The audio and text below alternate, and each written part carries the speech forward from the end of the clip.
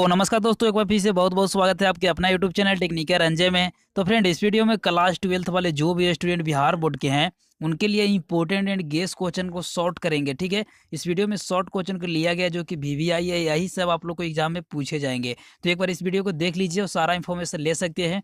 इससे पहले एक पार्ट आउट किया गया था जिसमें आप लोग को और भी काफ़ी इंपॉर्टेंट किया गया था। तो इस वीडियो देखने के बाद आप लोग इससे पहले एक और सेट किया गया था, उससे भी आप लोग देख सकते हो। तो ये है 12th का फिजिक्स का यानी भौतिक का संभावित प्रश्न, शॉर्ट यानी लघुत्तरीय प्रश्न एवं उत्तर दोनों है। सबसे पहले हम लोग देख लेते हैं कि कौन कौन से क्वेश्चन को हम लोग लिए हैं तो इसका आंसर कहाँ पे है।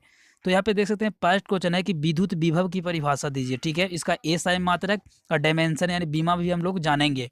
सेकंड क्वेश्चन है कि आवेश के गुण को लिखिए कि आवेश के कितने गुण होते हैं, इसका मेन जो गुण होता है, प्रॉपर्टीज होता है, उसको लिखना है। ठीक है, तीसरा क्वेश्चन है कि आवेश का क्वांटीकरण क्या है, इसको भी हम लोग लिखेंगे।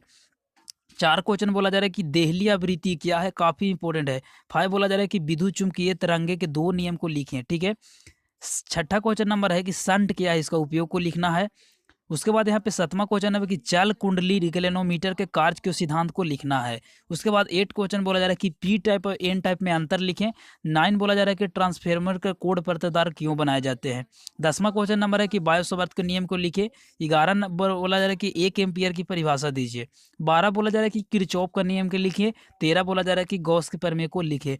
तो इस वीडियो में जितना भी 13 क्वेश्चन लिया गया सभी को आंसर भी इस वीडियो में हम लोग देखने वाले हैं और यहीं पे हम लोग याद करने का कोशिश करेंगे क्योंकि फाइनल शॉर्ट क्वेश्चन है। अगर इतना आप लोग याद कर लेते हो तो एक भी आप लोग को एग्जाम में छूटेगा नहीं शॉर्ट क्वेश्चन। ठीक है, तो आराम से देखते रहिए, मैं आप लोग को सारा आंसर देने वाला हूं। तो स्टार्ट करते हैं वीडियो को। उससे पहले एक छोटा सा रिक्वेस्ट है कि इसी तरह से सभी सब्जेक्ट का तैयारी किया जा रहा है, क्रैश कोर्स किया जा रहा है। और वीडियो के नीचे अभी तक रेड रंग में सब्सक्राइब लिखा है तो दबाकर उसके बगल वाले घंटी को ऑन कर लें ताकि इसी तरह से और भी रेगुलर वीडियो मिलता रहेगा। तो हम लोग चलते हैं अपने आंसर पे। तो देखिए, इससे पहले 6 क्वेश्चन, मात्र 6 क्वेश्चन को किया था, वो आप लोग को डिस्क्रिप्शन में लिंक मिलेगा, वहाँ से देख लीजिएगा। या हम लोग प्लेलिस्ट में जाइएगा तो वहाँ से 12th 2020 क्रैश कोर्स का एक यहाँ पे मिलेगा, इस प्रकार से आप लोग लिंक मिलेगा प्लेलिस्ट में, वहाँ से आप लोग देख सकते हो। चलिए 7वां क्वेश्चन चलते हैं। 6 क्वेश्चन पहले कर चुका हूँ। 7वां क्वेश्चन बोला जा रहा है कि विद्युत विभव की परिभाषा दीजिए। तो देखिए आंसर कुछ इस प्रकार से हो जाए। किसी विद्युतीय क्षेत्र में किसी निश्चित बिंदु पर, मान लेता हूँ कि एक विद्युतीय क्षेत्र है। ठीक है, किसी विद्युतीय क्षेत्र में किसी निश्चित बिंदु पर, मान लेता हूँ कि एक निश्चित बिंदु है। ठीक है, किसी विद्युतीय क्षेत्र में किसी निश्चित बिंदु तक इकाई धनावेश को अनंत से, मान लेते हैं यहाँ से यहाँ तक इसको लाने में, ठीक है, अनंत से लेने में किया गया कार्य को विद्युतीय विभव यानी इलेक्ट्रिक पोटेंशियल कहा जाता है। एक बार फिर से समझ लो, आंसर होंगे कि किसी विद्युतीय क्षेत्र में, यह एक क्या है, विद्युतीय क्षेत्र है। कहो जी, मान लो तो सपोजिट किया क्या है, एक विद्युतीय क्षेत्र है। ठीक है, विद्युतीय क्षेत्र है, यहाँ से बोला जाता है कि किसी विद्युतीय क्षेत्र में किसी निश्चित बिंदु पर, मान लेता हूँ यहाँ एक निश्चित बिंदु है। ठीक है, निश्चित बिंदु तक इकाई धनावेश में, ठीक है, मान लेता हूँ कि यहाँ से यहाँ तक लाने में, इकाई धनावेश में अनंत से लाने में, मान लेता हूँ यहाँ अनंत है, इनफाइनाइट है, यहाँ से यहाँ तक लाने में किया गया कार्य, जो जितना भी कार्य हम लोग करेंगे उसे ही विद्युतीय विभव यानी इलेक्ट्रिक पोटेंशियल कहा जाता है। अब देखिए इससे ऑब्जेक्टिव क्या क्या पूछे जा सकते हैं कि विद्युत विभव को किससे द्वारा सूचित किया जाता है, तो इसे भी द्वारा सूचित किया जाता है। यह क्या है, एक तो यह एक अदिश राशि है। इसका एसआई मात्रक क्या होता है, तो एसआई मात्रक जूल जेसी इनवर्स होता है, इसको हम लोग जे वाई सी लिख सकते हैं। इसी को सी जब ऊपर जाता है तो सी इनवर्स में हो जाता है, यानी जेसी इनवर्स भी हम लोग लिख सकते हैं। इसका बीमा हो जाएगा ml² t-3 आई इनवर्स हो जाएंगे। ठीक है, देखिए इसका डायमेंशन की बात किया जाए, डायमेंशन तो हो गया हमारा, बीमा ये हो गया। अब 1J/1C आप लोग को एग्जाम में से ज़्यादातर पूछे जा रहे हैं कि 1J/1C यानी 1 जूल/1 बराबर कितना होता है, तो 1 वोल्ट होता है, याद रखिएगा। ठीक है, जो स्टूडेंट इस वीडियो को देख रहे हैं लास्ट तक देखिएगा क्योंकि एग्जाम बहुत ही कम बच रहा है इस समय, तो इसे में लास्ट तक देखिएगा तभी फायदा मिलेगा क्योंकि सारा क्वेश्चन को डिटेल में हम लोग करने वाले हैं। ठीक है, तो इसी तरह से थोड़ा सा वीडियो बने रहिए और लाइक करके आराम से आप लोग यहाँ पे वीडियो को देख सकते हो। चलिए यहाँ पे सेकंड क्वेश्चन है कि आवेश के गुण को लिखें। तो इसका गुण क्या क्या हो सकते हैं। आवेश, सबसे पहला इसका गुण को हम लोग लिखेंगे कि आवेश संरक्षित होता है। सबसे पहले लिखेंगे कि आवेश संरक्षित होता है।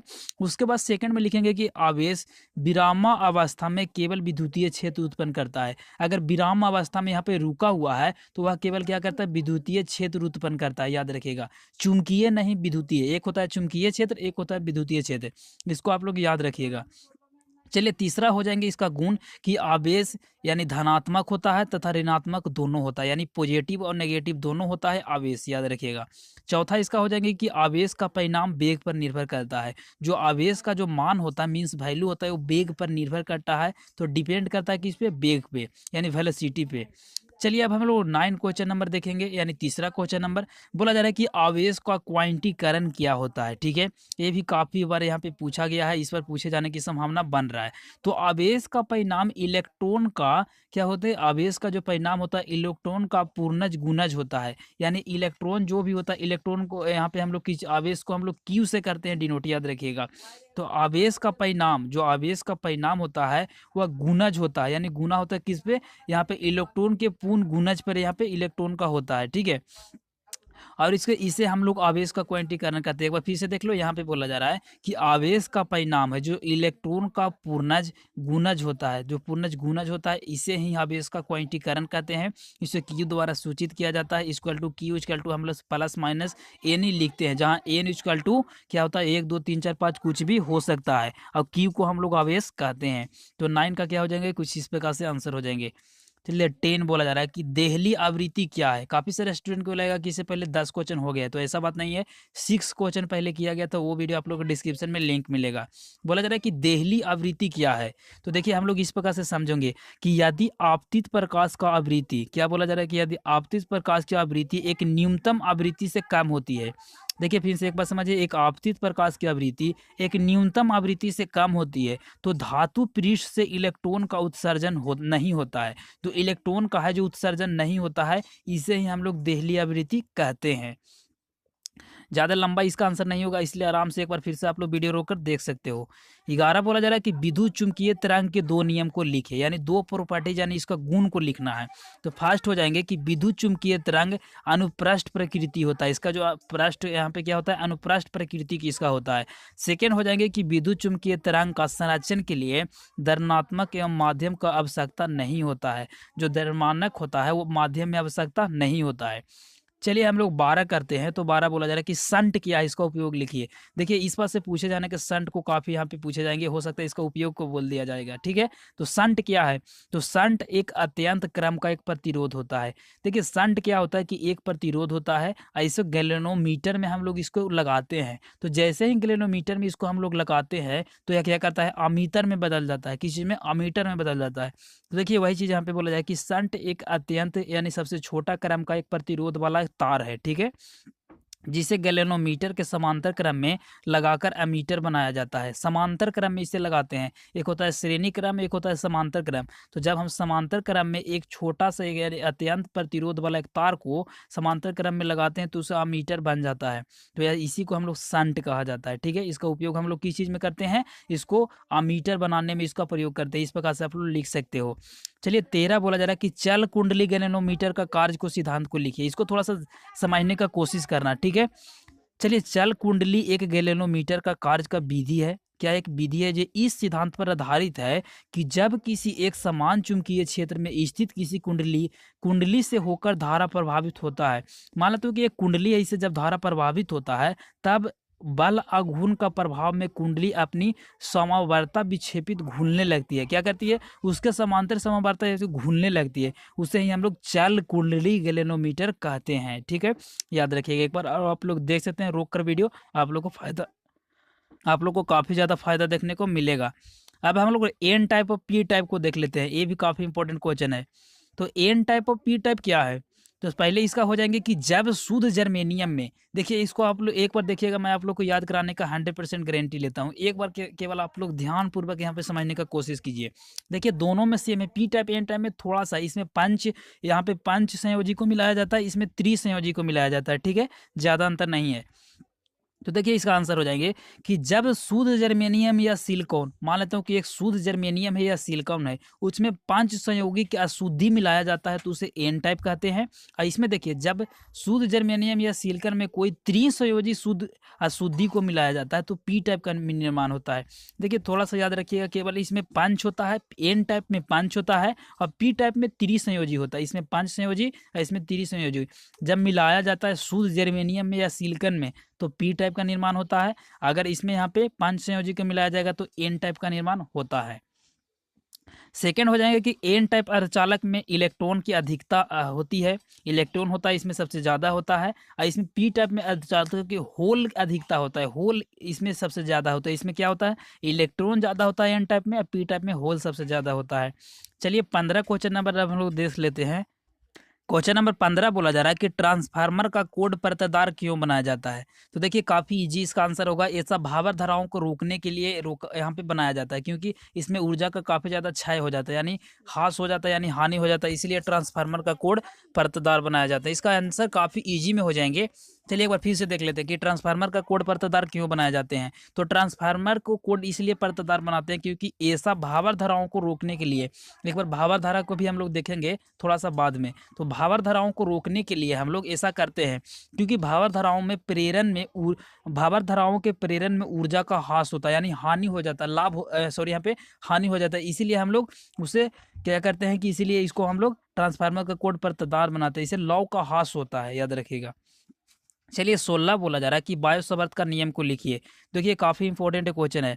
बायोसवर्त का नियम लाप्लास के धारावाही चालक को छोटे से अल्पमांक के कारण किसी बिंदु तक उत्पन्न क्षेत्र में परिणाम के लिए नियम दिया गया था, जिसे बायोसवर्त का नियम कहा जाता है। एक बार फिर से देख लेते हैं। बायोसवर्त का नियम तथा लाप्लास के धारावाही को चालक के छोटे से अल्पमांक के कारण किसी बिंदु तक उत्पन्न क्षेत्र में परिणाम के लिए नियम दिया गया था, जिसे हम लोग बायोसवर्त का नियम कहते हैं। देखिए ये लॉन्ग में भी पूछे जाते हैं। 17 बोला जा रहा है कि 1 एम्पियर की परिभाषा दीजिए।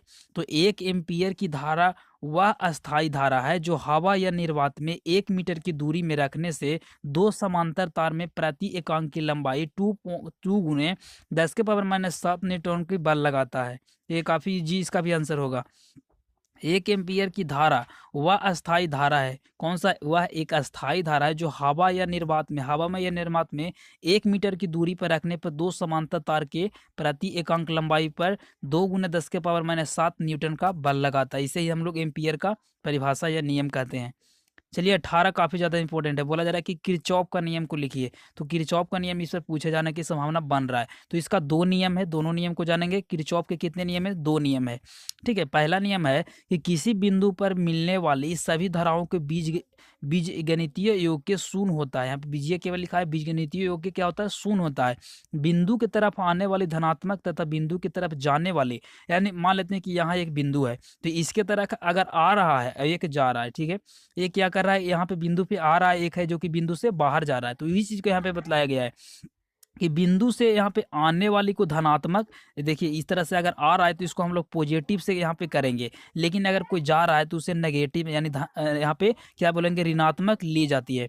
अब देखिए सेकंड इसका क्या हो जाएंगे, किरचॉफ का नियम कि प्रतिरोध तथा बैक्टीरिया में सम्मिलित बंद विद्युतीय परिपथ में सभी यहाँ पे विभांतरों के बीजगणितीय योग के क्या होता है, शून्य होता है। इसे ही हम लोग किरचॉफ का द्वितीय नियम कहते हैं। देखिए इस पर एक बार और यहाँ पे देख लेते हैं कि इसे किरचॉफ का वोल्टेज नियम भी हम लोग कहते हैं, याद रखिएगा।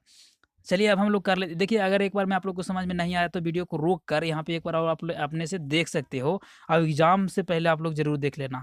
अब लास्ट क्वेश्चन है कि गॉस के नियम को लिखिए। तो विद्युत क्षेत्र में किसी बंद बल से होकर गुजरने वाले कुल विद्युतीय फ्लक्स का मान तल के अंदर उपस्थित कुल आवेश 1/ε0 गुना होता है, जहाँ ε0 मुक्त आकाश का परावैद्युतांक है। इसे ही हम लोग क्या कहते हैं, गॉस का प्रमेय यानी नियम कहते हैं। एक बार फिर से देखते हैं। विद्युतीय क्षेत्र में किसी बंद तल से होकर गुजरने वाले कुल विद्युतीय फ्लक्स का मान तल के अंदर उपस्थित कुल आवेश का 1/ε0 गुना होता है, जहां ε0 क्या है, मुक्त आवेश का परावैद्युतांक है। इसे हम लोग गॉस का प्रमेय कहते हैं। तो इस वीडियो में हम लोग कितना करीब देखा जाए तो 13 प्लस यहाँ पे शॉर्ट क्वेश्चन को किया है, जो कि 1 से 13 लेसन तक के गेस करके यहाँ पे निकाला हूँ। ठीक है, यहाँ पे एक वीडियो आएगा जिसमें यहाँ पे शॉर्ट क्वेश्चन रहेगा। उसके बाद यहाँ पे फिजिक्स आ रहा है, केमिस्ट्री आ रहा है, इंग्लिश आ रहा है, इसी तरह से। तो आप लोग क्या कीजिए कि जल्दी से वीडियो के नीचे रेड रंग में सब्सक्राइब लिखा है तो दबाकर उसके बगल वाले घंटी को ऑन कर ले। साथ ही एग्जाम के एक दिन पहले आप लोग को गेस VVI क्वेश्चन और भी दे दूंगा, ऑब्जेक्टिव सब्जेक्टिव दोनों, जिससे आप लोग वहीं पे आप लोग को याद करवा के एग्जाम में जाएंगे तो आप लोग को अच्छे मार्क्स आएंगे। तो उम्मीद करता है वीडियो आप लोग को अच्छा लगा तो वीडियो को एक लाइक कीजिए, साथ ही शेयर कीजिए। इससे पहले एक और पार्ट किया गया था जिसमें 6 क्वेश्चन को मात्र किया गया, तो वो वीडियो भी आप लोग जाकर देख सकते हो। मिलते हैं एक नए वीडियो में, तब तक के लिए जय हिंद, वंदे मातरम।